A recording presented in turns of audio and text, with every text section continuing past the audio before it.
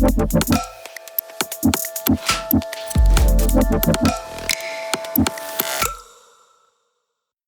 and welcome to another episode of Tech Time Today. I am your host, Jeff Whelpley, and today we are going to have a good discussion about three interesting AI topics. To give the background here, this is something that Adi Osmani, who just recently switched teams, actually, he was on the Chrome team for a long time, a decade or something like that, a legend, and joined the some of the Gemini teams internally at Google. And I don't know if this was an effort that he was leading up, but he was one of the main people who announced it this morning. That I was reading some of his kind of write up on it, and then I sort of tried it out myself. So the interesting thing here, just to kind of again give some background, and then just be interested in your thoughts, is this is related to a more generalized part of AI, which is like personalized AI, or like the way that like I categorize it, and sometimes Google internally kind of talks about it this way. Personalized AI, where you're sort of marrying the models and agents with some of your access to your personal accounts in other areas. So Google's uniquely situated to do this because they have so many users, so many consumers that are using Google Docs, Google Photos, Gmail, Calendar, etc. And so when you create these types of tools, this is not the only tool that does this that they've created, but this is an interesting new tool that essentially opens up the doors. It's a CLI tool, but it allows then any coding agent or any other AI agent, so whether it is Claude Code or the Gemini CLI or Codex or something else, you can sort of utilize this CLI to then connect to your personal accounts within Google that you might have, and then you make your agent just smarter to know you better. I should have put it as a disclaimer to the top of this segment that not only am I a Google developer expert, so I'm sort of associated with some of these Google in some way, kind of peripherally, but also I have been a beta tester for a lot of the new AI related products. I actually, interestingly, even though I feel like they have asked me to beta test a bunch of stuff. Like I did not beta test this particular product, this CLI. So I was super, I was like, oh, I wasn't aware of this. Like, that's interesting. But a lot of other stuff that's coming down the road. And so like, I kind of, without saying specifics of stuff I've tried out or whatever, like I think just the general feel I have is that Google is doing a good job at leveraging the assets that they have, to marry them with some of these AI tools. No one, Anthropic and um, OpenAI can't do the same things that Google can do because of Google has access, has people using Docs and everything else or whatever. So it makes sense for them to leverage that. So last week, what happened was that Anthropic and the U.S. government basically got in a little bit of a tiff because, and it's hard. I'm not going to litigate what actually happened here, like the specifics, because there was some dispute. But Anthropic, from what I understand, Anthropic potentially had won a bid. What I do remember, I definitely was involved or not involved. I had understood a lot about this months ago when the U.S. government, the military, had put out a request for proposals from the different AI companies to um, show their capabilities, like for a bid to. I forget the specifics of what they wanted, but all the different AI companies were involved. So I did know that was going on many months ago. And I guess as a result of that, I think that it was the sequence of events was that Anthropic may have like won that bid, or maybe they preliminarily did. But then in working out the details and the legal agreements and whatever else, somehow there's a dispute that over where Anthropic didn't want to, or at least from their side, what they say, that they did not want to remove safeguards that would specifically for not having a human in the loop for weapon systems. So just AI completely driven weapon systems and mass surveillance. And the way I think about it, there's like two major things with this whole when it was going down last week, and what I kind of continue to think about.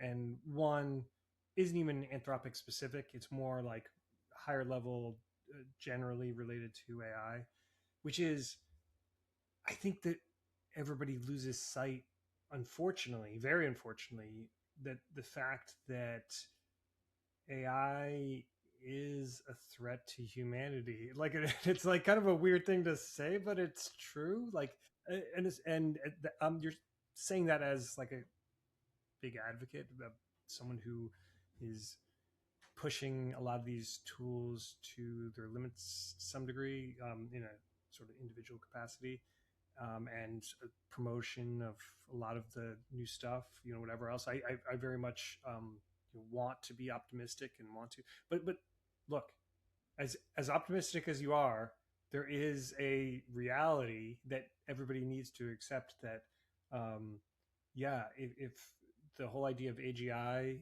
if there is a okay, forget about your prediction of how close we are to artificial general intelligence. If and when we get there, it can be a benevolent AGI, if we do things right and we're lucky, or it can be a subjective AI. I mean, I tweeted last week when it was going down. Do we need a whole generation of people to rewatch the Terminator movies to like remember what's going on here? You know what I mean? But I think the mistake that probably way too many, probably a majority of people out there make, is that even without AGI, thinking that, oh, we have just like a normal software program, like at least right now we have things under control. Like, no, like even right now, that's not true. Like, the one thing I was pointing out to my wife the other day, is that, and again, something that I don't think most people fully understand, is that even the people who are creating these models don't fully understand how they work. Like no one does. Like that's the nature of AI. I mean, it's the same thing as like the human brain. Like you sort of understand, like neuroscientists sort of understand certain parts of how the brain somewhat works, but like at like a deep, neuron level, there's so much about the human brain that we don't understand because it's so complex and so much involved. And very similarly with these models, we know how to set them up, we know how to train them, right? And we know certain things about how they work underneath the scenes, but not everything. Like there's in fact whole teams at Anthropic and OpenAI working on interpretability, which is trying their best to deconstruct and like actually figure out at those, neuron level, like the very small level, like which one, helps contribute for which decision or whatever. And again, there's some amount of success for that, but like not completely. They do not know completely how decisions are made. They do their best to train it, they do their best to like put safeguards, etc. And so like this threat isn't just like a future thing once AGI here, it's the built into the nature of these models. The other thing though is with Anthropic in particular, it is so core to Anthropic. Like when they hire people, they first of all indoctrinate them during the interview process and during the recruiting process. And you do not get hired there unless you are 1,000% all in on AI safety and that same mentality. Like you will not work there if you are not of that mindset. And so if you say like, oh, the thought of Anthropic kind of relaxing that principles, like besides the fact of, yes, there is an actual true, um, threat if you are allowing AI systems to, AI weapon systems without human involvement, and sure. But just more so, just on a practical level, because of the way that Anthropic is set up, if Anthropic decided to relax that principle in order to get that business, half of their workforce would quit immediately.